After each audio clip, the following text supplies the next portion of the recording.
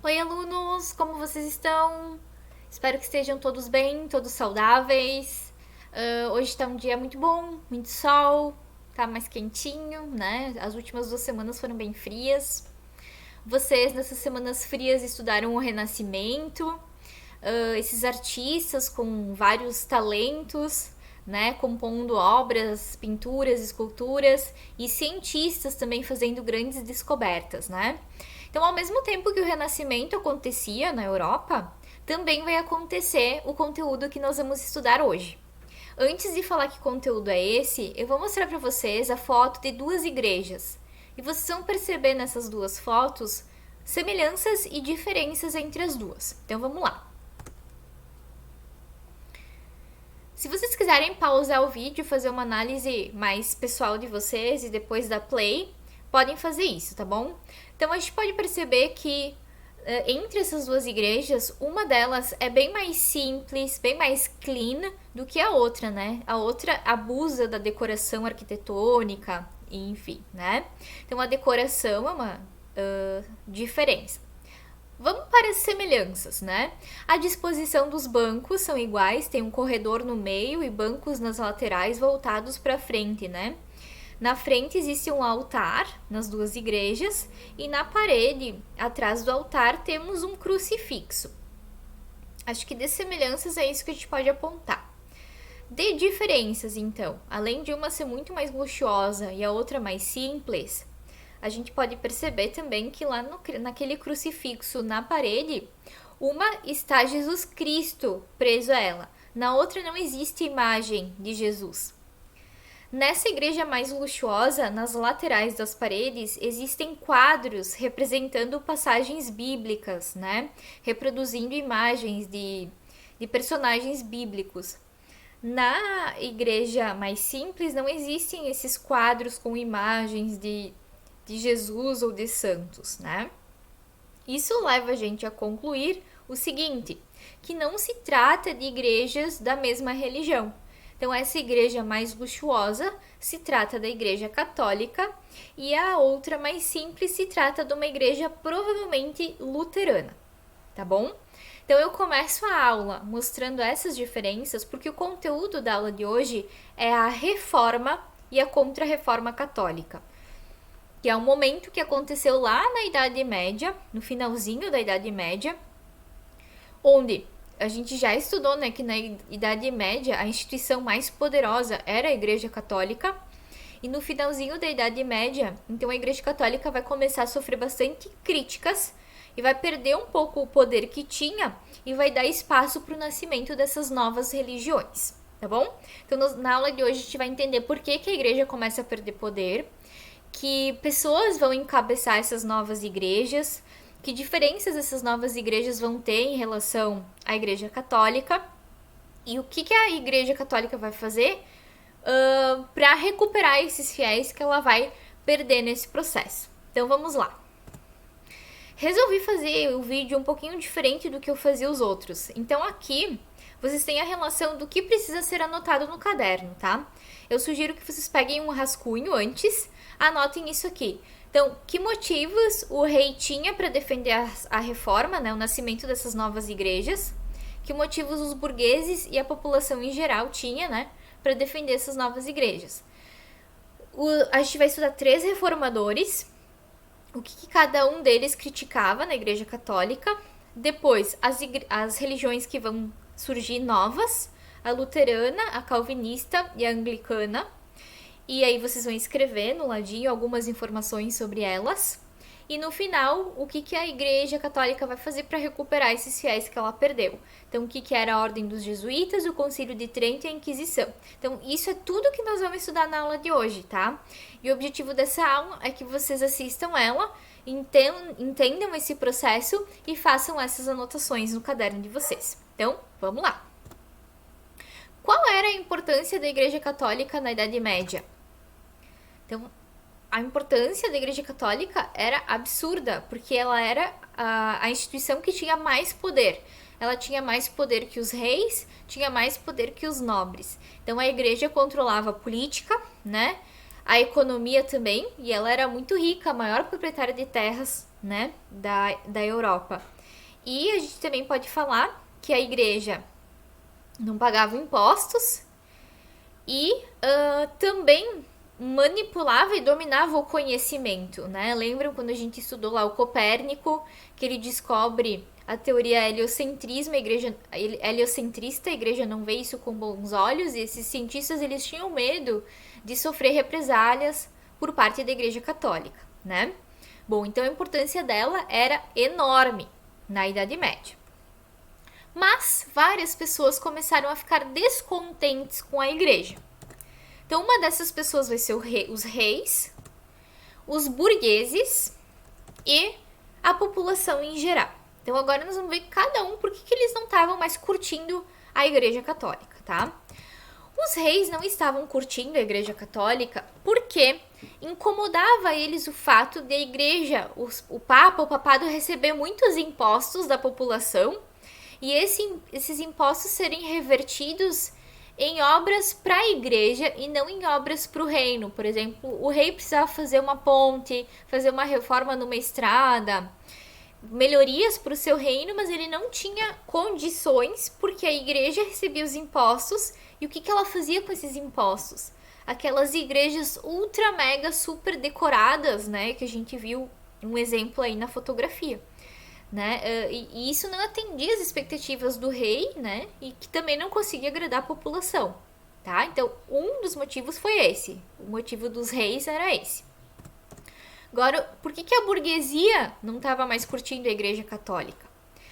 Bom, a igreja era a instituição mais rica e poderosa da Idade Média. Só que os burgueses, quando a gente estudou aquelas mudanças que aconteceram na Idade Média, que as pessoas passaram a sair do campo e voltar para as cidades começaram a renascer, começou o comércio a voltar, esses comerciantes, o cambista, o banqueiro, começaram a fazer fortunas.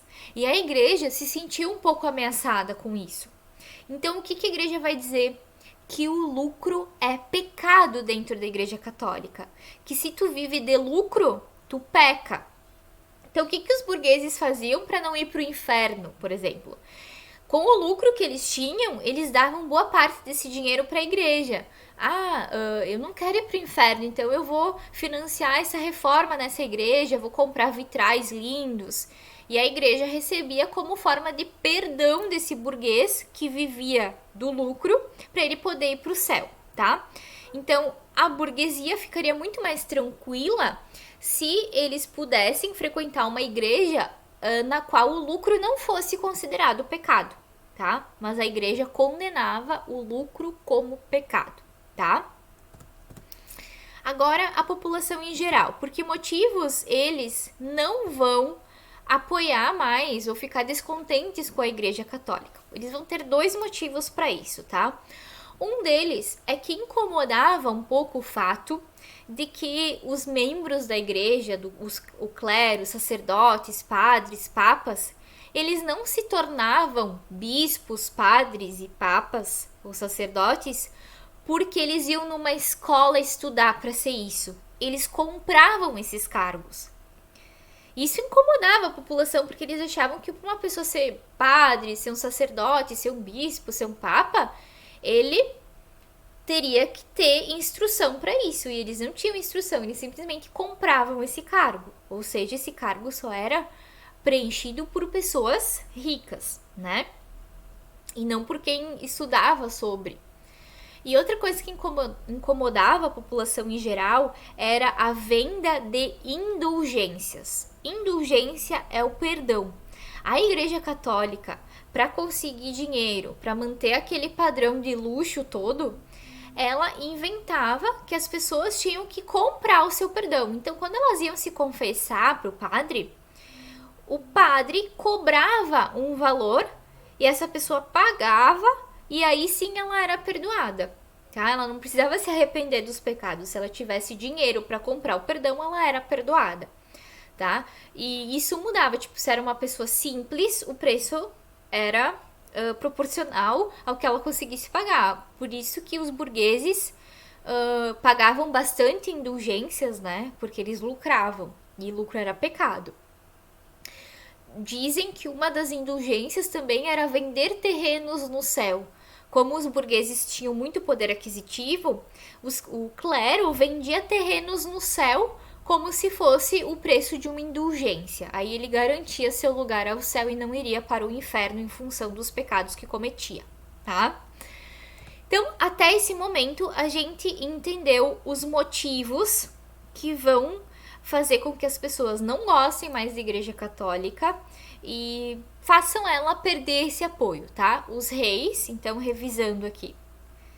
Só essa palavra é bem importante para essa aula, então indulgência significa perdão.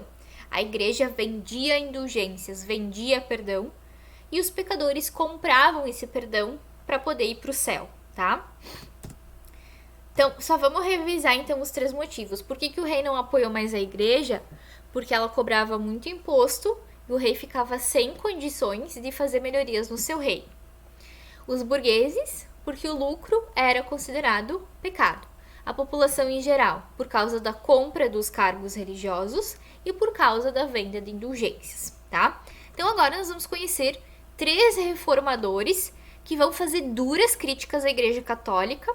Eram pessoas com um nome forte, um nome pesado, que essas críticas realmente incomodavam a Igreja Católica, tá?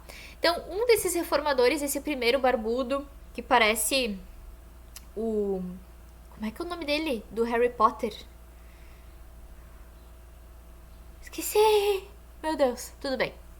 O Wycliffe, ele criticava o acúmulo de riqueza dos bispos e papas e a falta de instrução dos sacerdotes, que eles não precisavam ir numa escola, tipo um seminário, para estudar, para virar um sacerdote, era só comprar, tá? Então o Wycliffe vai fazer essas 2 críticas. O John Hus, ou Jean Hus, ele criticava a corrupção e o luxo do clero, só que ele foi queimado vivo na fogueira, esse aqui, tá? Por causa dessas críticas. Porque, diferente do Wycliffe, o Wycliffe fazia essas críticas, a igreja conversava com ele, ele parava de criticar, ele seguiu a sua vida. O John Hus, ele fez as críticas, a igreja falou, ó, para de me criticar, ele não parou, e aí a igreja queimou ele vivo, condenado como herege.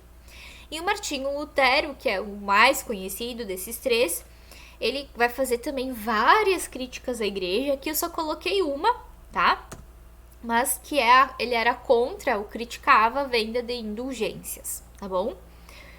Bom, então esses 3 reformadores, o Wycliffe, o John Hus e o Martinho Lutero, eles vão, de alguma maneira, estimular a criação de novas igrejas, tá?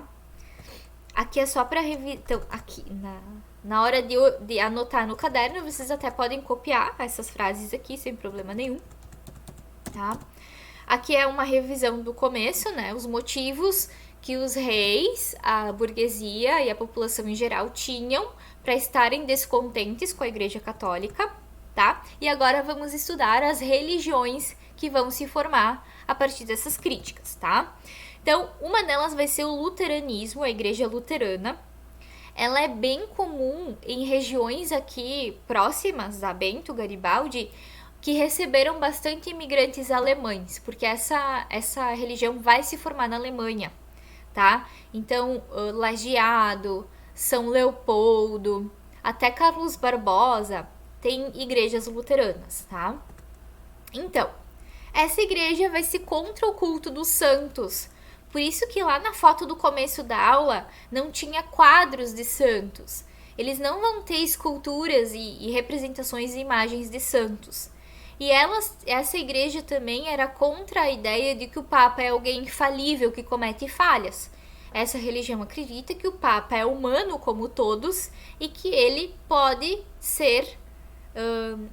cometer falhas, ele não é infalível, que era a ideia que a Igreja Católica passava para os fiéis, tá? Nessa igreja, qualquer pessoa pode ler e interpretar a Bíblia. Na Igreja Católica lá da Idade Média, a única pessoa autorizada para ler e interpretar a Bíblia eram os membros do clero. Os fiéis não tinham esse direito. Inclusive, a Bíblia nem tinha tradução, só estava escrita no latim, tá? E por que, que a igreja tinha essa regra? Porque ela usava isso para manipular os fiéis, no sentido de daquela ideia de vender indulgências. Ela dizia que isso estava na Bíblia. E como ninguém podia ler a Bíblia, ninguém podia protestar essa ideia, né? Dentro da igreja luterana, qualquer membro da igreja pode casar, né? No caso, a igreja católica, os padres não podem casar. Os reis católicos proibiram o culto luterano lá na Alemanha, né? Mas o povo protestou e por isso que muitas vezes chamam as pessoas da igreja luterana de protestantes, né? Porque eles protestaram pelo direito de culto luterano, tá? A imprensa vai contribuir para a divulgação das ideias luteranas e agora eu vou mostrar para vocês uma mega invenção da Idade Média, que assim, é tipo a internet para nós agora em 2020, foi essa invenção para eles na Idade Média, que é a prensa. A prensa é esse aparelho que até então, gente, quando alguém fazia uma crítica, era só de boca em boca, né? Ou tu tinha que escrever, tipo, não existia jornal. Então a informação era muito difícil de ter informação na Idade Média. O que essa prensa vai fazer? Ela tem uma chapa aí, essa chapa era tipo um carimbo, que carimbava um texto escrito. Então, a partir da prensa, a gente vai ter os livros no formato que a gente tem hoje, e a gente vai ter várias cópias de um mesmo texto. E o Martinho Lutero, então, vai usar a prensa para escrever duras críticas à igreja e divulgar esses textos para a população. Claro que também temos um obstáculo de que nem todo mundo era alfabetizado nessa época. Mas a prensa, então, ela também vai forçar um pouquinho as pessoas a terem vontade de saber ler e escrever para se informar sobre o que acontecia no mundo. Então, tipo, a prensa é o Google, é a internet, vai ser a chama da sede da informação vai acender nas pessoas, né? E a informação vai conseguir alcançar lugares e alcançar mais gente, tá? Outra religião que vai se formar vai ser a igreja calvinista, o calvinismo. Então, nessa igreja, se acredita que as pessoas nascem predestinadas. Então, quando um bebezinho nasce, as ações que ele vai ter na vida dele, o dia da morte dele, tá tudo predestinado, tá? Então, o João Calvino, que criou essa igreja, ele rejeitava as imagens, que nem a luterana, não vai ter imagens de santos, e ele vai valorizar o estilo de vida burguês, porque na igreja calvinista o lucro não vai ser pecado, desde que esse lucro seja fruto do suor do teu trabalho. Então, para ti ser burguês dentro dessa igreja, tu tem que ser aquele burguês que acorda cedo, que vai dormir cedo para acordar disposto para trabalhar, é aquele burguês que poupa o seu dinheiro, que não gasta o dinheiro com álcool, com festas, tem uma vida muito regrada para que esse lucro não seja considerado pecado dentro dessa igreja, tá? E a outra igreja que vai ser criada nessa época vai ser o anglicanismo. A outra coisa que eu não falei, então a luterana, a igreja luterana nasce na Alemanha, a calvinista na Suíça. Deixa eu confirmar, gente, essa informação aqui no livro de vocês. Inclusive, quem quiser acompanhar essa aula no livro didático, é o capítulo 5 que começa na página 81, tá? Vamos ver se eu tenho aqui a calvinista. Aonde que ela surge? Suíça. Tá? É na Suíça que ela ganha força, essa religião. E o anglicanismo, ele surge na Inglaterra. Olha que bacana, não, que curiosa que é a história do nascimento dessa religião. O Henrique VIII, ele era o rei da Inglaterra na época. Ele era casado com a Catarina. Só que a Catarina, ela engravidou de uma menina e ela não estava dando sinais de ter herdeiros, de ter filhos homens. O que era muito importante para o Henrique VIII ter um sucessor, tá? Então, ele pede para a Igreja Católica autorização para o seu divórcio. O Papa não permitiu o divórcio, até porque ele não era bem por isso também. O Henrique VIII ele tinha uma amante chamada Ana Bolena, e ele sabia que ela estava grávida e que a probabilidade dela ter um menino era muito alta. E com o divórcio ele se casaria com a Ana Bolena e o filho deles poderia ser um sucessor ao trono. Só que o plano dele deu totalmente errado porque a Igreja Católica não permitiu o divórcio. Então, o que ele faz? Ele rompe com a Igreja Católica, ele cria a Igreja Anglicana com o apoio do parlamento inglês, né? Lembram o que é parlamento? É um grupo de pessoas que limitam o poder do rei. Eles apoiaram o rei para a criação dessa igreja, e o diferente dessa igreja é que o líder dessa igreja é o próprio rei da Inglaterra, tá? Quando ele faz isso, ele expulsa os católicos da Inglaterra, e as terras que eram da igreja, ele doa para seus amigos, tá? Então foi assim que nasce a Igreja Anglicana na Inglaterra, tá? Bom, então sobre as religiões que se formaram, é a luterana, a calvinista e a anglicana. Ali no caderno de vocês, então vocês vão anotar as informações sobre essas 3 novas igrejas. Bom, agora, tá, aqui seria só uma revisão das críticas que esses reformadores faziam à igreja, vamos lembrando. E aqui os motivos que as pessoas passaram a não estar contentes mais com a Igreja Católica. Então a Igreja Católica, vendo que estava perdendo muitos fiéis para essas novas igrejas que surgiam, ela resolve entrar em ação, fazer alguma coisa para não perder ainda mais fiéis ou conquistar o que elas tinham perdido de volta. Então o que a Igreja Católica vai fazer? Primeiro ela vai fazer a Ordem dos Jesuítas. Nessa época, lembrem, a gente está saindo da Idade Média. Então, ali, final do século XV, início do século XVI. A gente, assim, já tá com um pezinho na Idade Moderna também, tá? Em 1500, um pouquinho antes, em 1494, a América é descoberta pelos europeus, né? Então, aqui na América, tinha índios, tinha várias pessoas que os europeus chamavam de selvagens. Eles eram selvagens porque andavam pelados, porque tinham várias esposas, né? E isso era pecado, imagina. Então, a Igreja Católica viu nisso uma oportunidade. E ela acabou enviando os jesuítas para a América, para a Ásia e para a África, a fim de evangelizar esses indígenas, esses nativos, para a crença católica e assim conquistar fiéis, tá? Outra coisa que a igreja vai fazer é o Concílio de Trento. O Concílio de Trento, então, determinou a criação do Index. O Index era uma lista com títulos de livros proibidos de serem lidos pelos católicos. Esse livro que está aparecendo aí, que é o Decameron, do Giovanni Boccaccio, que foi um renascentista. Ele era proibido porque tinha muita putaria escrita nele e católicos não poderiam ler livros tão indecentes assim, tá? Então era uma lista de livros proibidos de serem lidos pelos católicos.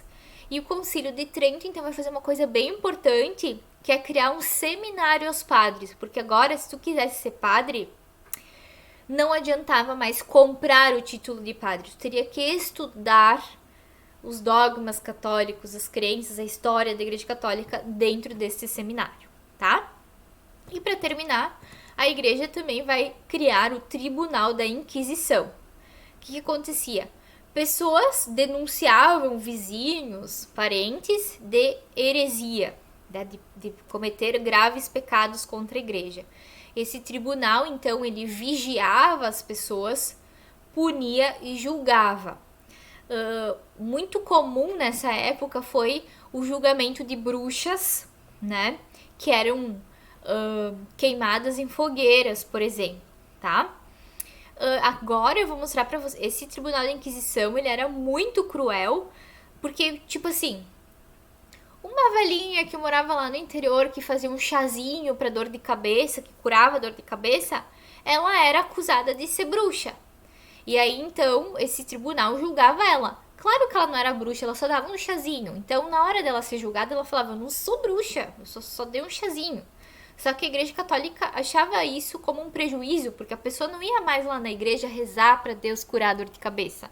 Elas estavam indo lá nessa valinha tomar chazinho. Por isso que ela foi considerada bruxa. Como é que acontecia especificamente no caso de bruxaria? Era o seguinte: se a bruxa não confirmasse que ela fosse bruxa, ela era queimada numa fogueira viva. Agora, se a bruxa fosse acusada e ela confirmasse, sim, eu sou bruxa, eu admito, ela era morta e depois queimada na fogueira, tá? Então agora eu vou mostrar para vocês alguns métodos de tortura e crueldade que esse tribunal da Inquisição usava contra as pessoas hereges, tá? Tem essa roda aqui.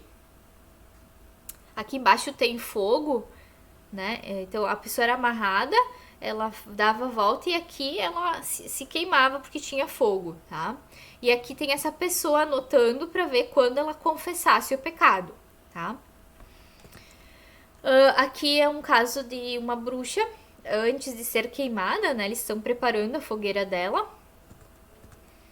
Aqui um mago, né? Um bruxo também sendo queimado. Aqui é outro instrumento de tortura, né, para as pessoas confessarem os seus pecados. Sempre tem alguém anotando, escrevendo, né, no caso da pessoa confessar ou não os seus pecados.